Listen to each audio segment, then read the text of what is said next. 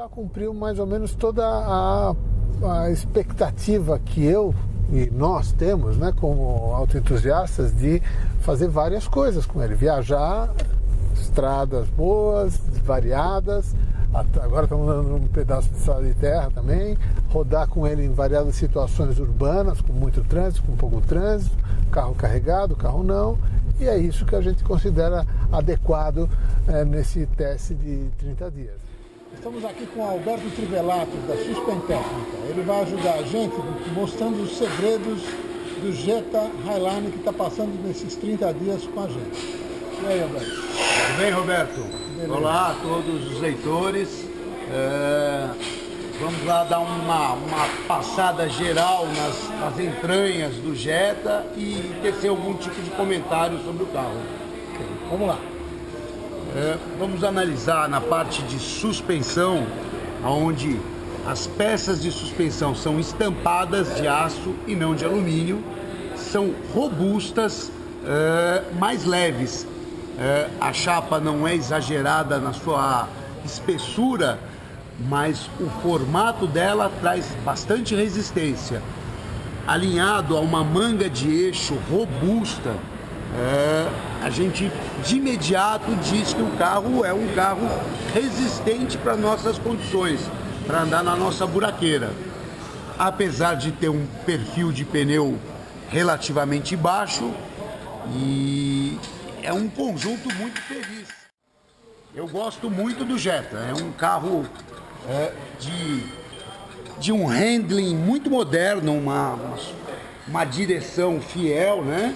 Traduzindo, handling, dirigibilidade, né? Uma palavra que é usada no jargão da oficina, ou da pista também, mas que determina um carro que obedece bem aos comandos, que hand de mão, em inglês, handling, de ser um carro que a gente via na mão, né, Alberto?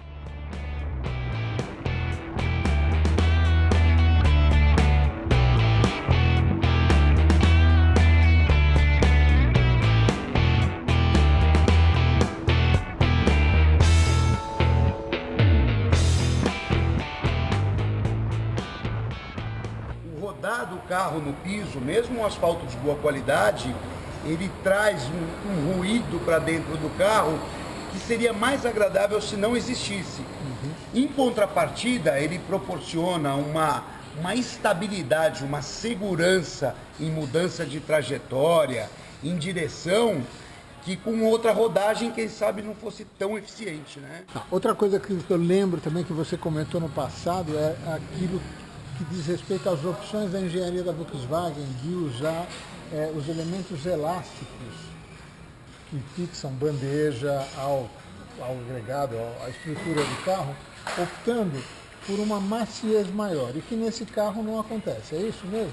Isso. Quem faz o maior esforço nos pontos de fixação da suspensão são as juntas elásticas, e no caso do Jetta, a gente imaginando a irregularidade do piso é sempre encarada de maneira frontal. Quem sofre muito é essa parte posterior da bandeja.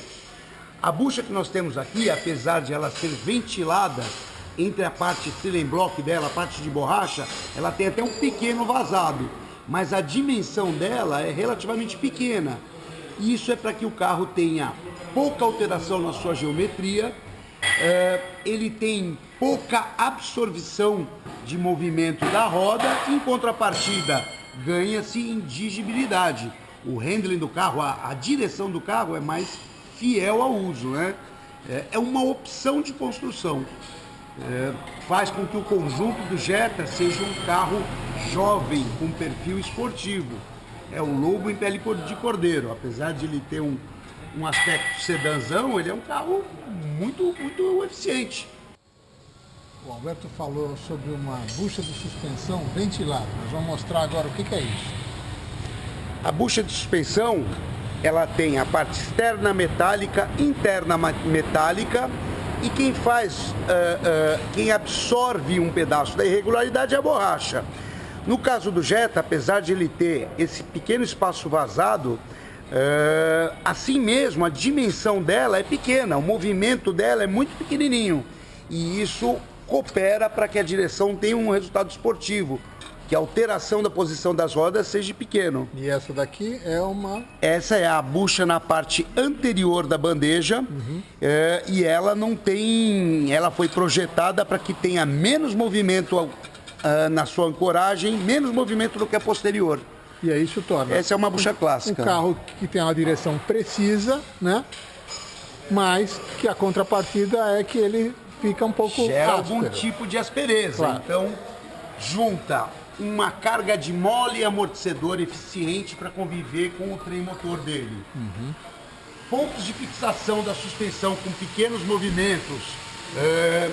Isso acaba sendo trazendo mais piso para dentro do carro.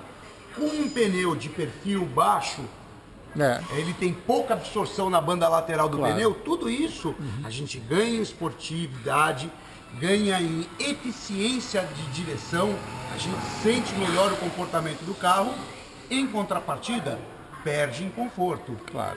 Aqui a gente está na parte traseira, que é a famosa, né, suspensão multibraço ou multilink, que ela era uma exclusividade do Jetta na versão mais cara, e agora ela é geral, né? Ela está em todos os carros, e que ela tem uma eficiência maior do que o que o eixo de torção. Explica um pouco o porquê dessa eficiência maior, Alberto. Então a gente tem um portante onde toda a suspensão é presa, esse é o portante.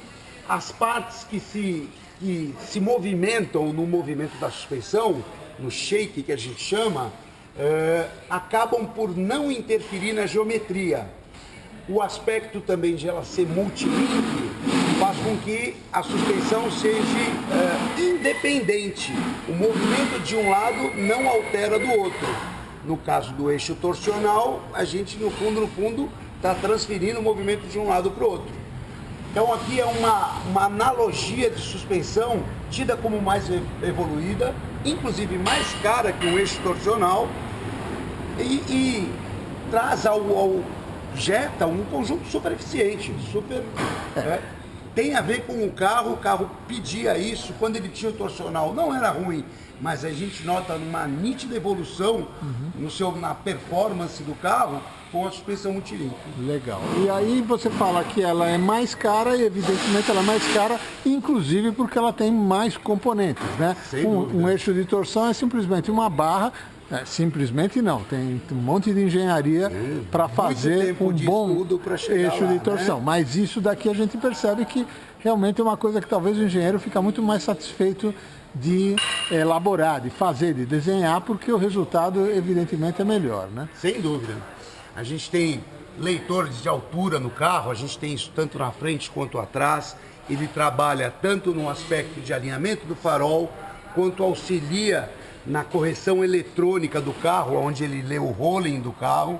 Ele tem uma barra estabilizadora de dimensão significativa, quer dizer, a gente enxerga que ela vai interferir no funcionamento da suspensão. Tudo isso leva a um comportamento mais esportivo.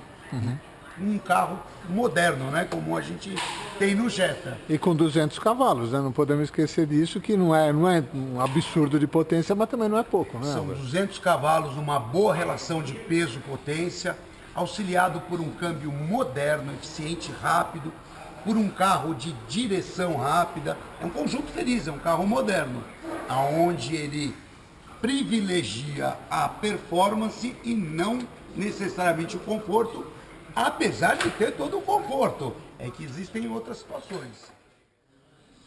O Roberto estava comentando uma coisa a respeito do Jetta, que é um bom aspecto construtivo, não somente o aspecto, bom projeto, uma boa realização. Fala um pouco disso. A gente vê que tem um bom tempo de engenharia, a gente nota que o carro tem cuidados que nem sempre são tomados nos outros modelos de carro, em algumas montadoras, onde tem um isolamento térmico sobre todo o conjunto de escapamento do carro. Foi pensado na parte aerodinâmica, tem um acabamento sobre o carro, sobre o monobloco, para deixar ele liso. O nosso para-choque traseiro do carro não trabalha como um paraquedas, ele está escondido lá atrás. O carro tem boas soluções de engenharia e como todos deveriam ser. Por vezes isso onera muito, né? Acaba interferindo no preço final. Mas a gente observa que os produtos, os materiais utilizados não são os mais baratos do mercado, as soluções são eficientes, ele é simples e funcional.